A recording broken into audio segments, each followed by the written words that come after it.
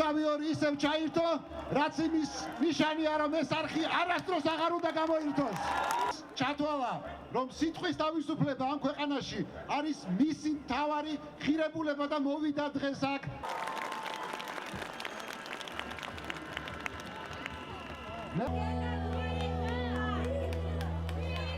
ჩვენი დამოუკიდებელი და დემოკრატიული ქვეყნის დასასრული, მაგრამ freedom of press in Georgia is in peril, and Rustavi too is pivotal in this way. So it's a way to totalitarianism, and Georgia is slowly going to creeping totalitarianism. So I think that Rustavi too should and must win in this war. We have to, because if we need democracy in Georgia, Rustavi too should win.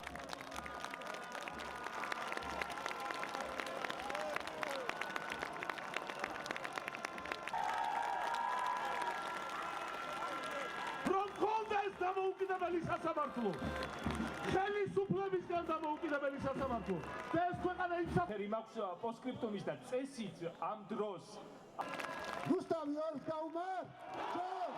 გაუმარ!